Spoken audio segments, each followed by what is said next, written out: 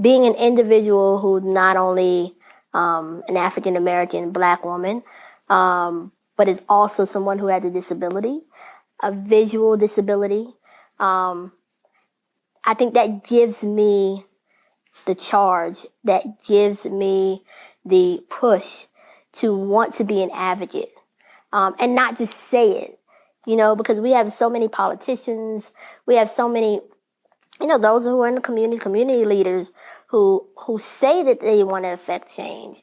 But I actually want to get in there and do the work. I actually want to be that physical, visual representation of someone who has a disability but is doing phenomenal things.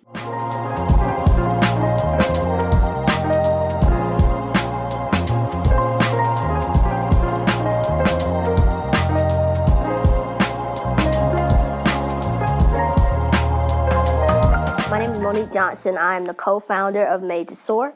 At MADE2SOAR, our main objective is inspiring, empowering, and motivating as many people as possible from different genres of different race, different demographic, just anybody that we can reach, anybody who has an ear to hear. Our main objective is to inspire them. All of my life I've been told that I was an inspiration, but I never really understood what that meant. To me, I was just Monique. I was just, doing my own thing, living life the way that I was raised to live. But as I continued to get older and achieve wonderful things, I started to realize how many people were impacted by seeing me overcome challenges, go through and weather different storms and come out triumphantly. And I was able to see the impact that had on their lives. And I was able to see how they, in turn, changed their lives for the better by just observing me. And so I knew that that was part of my calling. I knew that part of my calling was also advocating for individuals who might have been marginalized for whatever reason, individuals who were different in whatever respects. I knew that I had the voice, the intellect, and the ability to not only positively impact them, but be a representation of what it means to be different, but what it means to be helpful to society and useful to society. MADE2SOAR started out as, just a company where we would travel, whether it was locally, nationally, possibly internationally, to speak. But then I was able to find other areas of inspiring folks through my artwork, again, through video, through social media. And so it's just kind of a conglomerate of all of that together that makes MADE2SOAR. My whole idea, once I finished at Elon Law School, was to kind of get in the courtroom, maybe be hired by a firm, and just practice law. But there was a huge media coverage over me graduating from law school. And that kind of segued into various groups, whether they were church groups or youth groups, just kind of calling me to say, hey, we would love for you to share your story. Initially, it was nothing. I was just like, okay, cool. I'll just share, okay, I went to school, went to college, stay in school, kids, but I remember it like it was yesterday. I was invited to come and speak to an ROTC class in high school, and there was a young man in the back of the classroom who he seemed disinterested. He seemed like, he didn't want to be there. And he heard my story, and at the end of class, he came up to me, and he had locks in his hair, and he kind of slouched back in his seat the whole time. But at the end of my speech, right before the bell rang, he came up to me and he said, Monique, you've changed my life. And this is like a kid that's in the 10th grade. And he said, I really, really thank you for coming to speak. He said, because you shared your story, I know that there's more to my story and there's more to my existence. And then I ended up getting a follow-up call from the teacher saying couple of weeks afterwards, and she said, that young man, he had never turned in an assignment at all. And I gave them an assignment of doing a report. And he wrote his report on you, and that was the first assignment that he had turned in all of the whole semester. And so it was at that point that I realized, wait a minute, this is bigger than me. And it was at that point that I knew, man, if I can inspire him, how many more people can I inspire? And the last few years have been very transformative for me as an entrepreneur and as a co-founder. So I co-founded the MADE2SOAR with my sister. And she and I, two peas in the pod. We did everything together. When you saw her, you saw me. When you saw me, you saw her. And so, we had this whole thing going. Everything was great. It still is, but in those 3 years, we have grown. She's gotten married and has a family of her own, and so we've had to shift the roles a bit to where, I'm doing more in the company. She's more, back behind the scenes. So that shift in the roles have happened. I would also say that, I've found more ways of utilizing social media, for example, especially now during COVID. Like, MADE2SOAR has shifted to where we're using social media and also my artwork. So MADE2SOAR really kind of encompasses more now than it did back 3 years ago. I think for me, understanding that roles change, understanding that you have to be able to maneuver through situations. Let me think. One time, for me, it's been about learning about different demographics, right? And learning about how can I inspire or tweak my story to fit certain individuals that I might not know, that I might not understand, but can still get, some inspiration and empowerment from my story.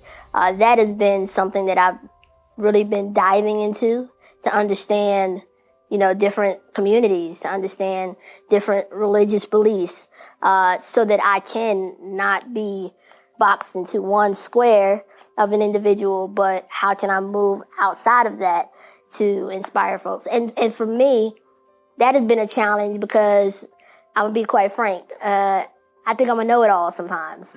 And I think that, entrepreneurs can either fall into one or two categories. They can be arrogant and think that they know it all, or you can lack self-confidence. I was on one end of that spectrum.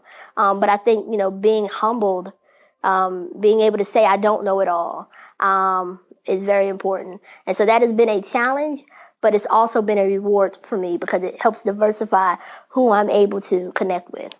All right, so the next piece I want to do is show you your Hustle Heroes video from a few years ago. Okay. I want to ask you a couple questions. Okay, sure.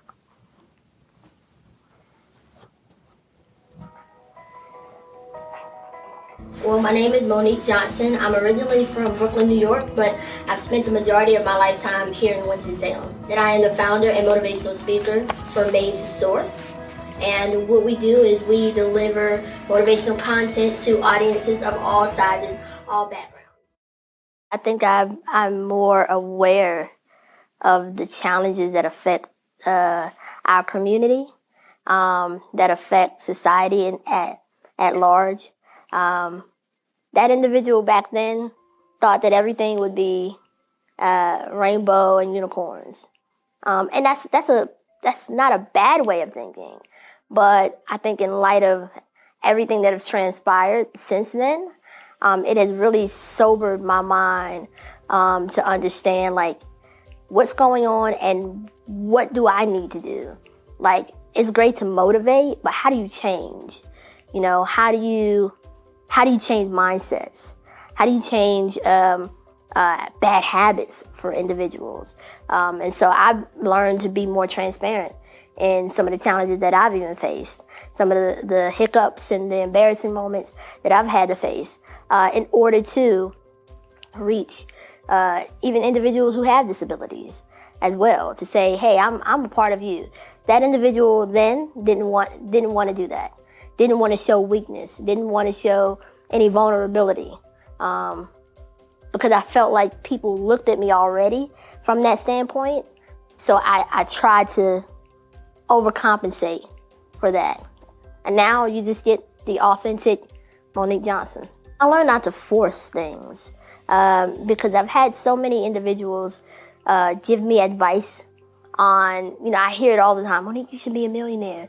You should be on Ellen, and you should be, connected to Oprah. And that's all good. Now, if Ellen or Oprah's watching this, hit me up.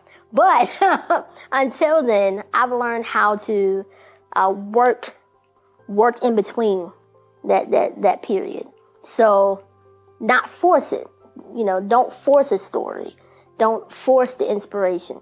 Just be the inspiration. Live every day so that people can see you. And now, I've got folks all over the triad, even beyond the triad, who know not only my story, but, they'll stop me and say, I've seen your post on Facebook, and that inspired me. I was just in Charlotte, and someone said, oh, you're the little artist that painted the wonderful painting and does the speaking.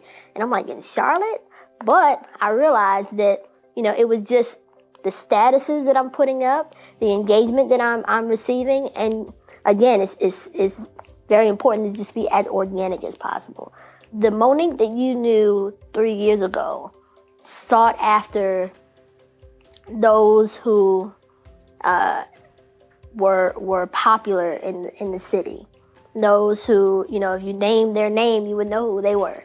But now I've got unsung heroes who are part of my life, who, like I said, you would not know by name, but I've watched how they live their life. And I see the success that they are achieving, and I want to be a part of that. So not necessarily having to be in front of the camera, but, seeing what they do in their community has inspired me. I believe that, there are many resources here that are there to help entrepreneurs. I've been in Greensboro for quite some time, but growing up, I've been here in Winston. I've known of organizations like Hustle, for example, who stay connected to the individuals that they are wanting to help, that they are wanting to be a part of. And I receive constant communication from individuals organizations like Hustle, even down to, for Tech entrepreneurial program, I stay connected with them as well. But other than those two entities, to be 100% honest, I don't really engage, and I haven't received the engagement. Now, is that to paint a negative light? Not at all. But I think that I've learned how to navigate this road in other means. But I've been very grateful for even down to the media, though. The media in Winston has helped to propel my business as well. So, I just have learned a different path. My goals as it pertains to, the future, whether it's 2 years, 5 years, 10 years, is to not only continue to evolve into a person who's not afraid to share who they are, but I can definitely see my artwork being more visible when it comes to MADE2SOAR. So the speaking and the art coupled together, married together, to create an ultimate experience for those who want to be a part of, those who would look at us for inspiration. I would also say that being an individual who not only an African-American Black woman, but is also someone who has a disability, a visual disability. I think that gives me the charge, that gives me the push to want to be an advocate, and not just say it, because we have so many politicians, we have so many those who are in the community leaders who say that they want to affect change. But I actually want to get in there and do the work. I actually want to be that physical, visual representation of someone who has a disability but is doing phenomenal things. Because one thing that I do know is that there's so many preconceived notions about individuals who have disabilities. There's so many just thoughts that people have towards individuals who look like me, that we're not productive to society, that we can't, that we won't, that we don't have the ability to. And I've lived my life wanting to achieve as much as possible, to defy those odds, to break through those barriers. And so I believe that I can do much more in the future to be able to be that view of who we are and what we can accomplish. At the end of the day, you have to look at your own self, and you have to look at, I would inspire people to look at what are ways you don't measure up. Okay, because all of us have things about us that's not quote unquote normal, and that's fine. That's what makes us who we are. And ask yourself, would you want to be defined by whatever that thing is? Would you want to be marginalized because of what that thing is? Prime example, being a part of the African American community. We do not want to be disenfranchised. We do not want to be judged by the color of our skin. We do not want to, have society look down on us as far as what we can and cannot do because of the color of our skin. So then I would also ask for those within the African American community and the minority community to also consider, okay, well, how would someone with a disability feel the same way? And I would call for everyone to do that, not just those within the minority community, but those who are within politics. In what ways have you fallen? In which ways do you not measure up? And I'm not saying that having a disability means you don't measure up, but again, I'm just saying that, looking at each other, we would size each other up and see, the disadvantages and the advantages of who we are. How can you take those disadvantages and relate it to someone else? You know what I mean? And so that's what I would say. This is our opportunity to make a difference. This is our opportunity to, there's so much going on in politics, so much going on, within our communities. There's so much going on racially. There's so much going on with this whole COVID thing. This is our time to shine. And, I know that it's difficult, especially if you're an entrepreneur or if you're someone who owns a business. It's very difficult because, things are changing. But learn how to evolve. Learn how to find your niche. Even if it's something that you have to flip and rely on another gift or talent, because that's what I had to do. But this is our time to shine, and this is our time to really show what we're made of, and to show how much, what we have, our skills, our knowledge, our understanding about our business will help our communities and help society, because we really need it, not only locally in Winston-Salem, Greensboro, High Point, but nationally as well. So let's just take this time to really shine.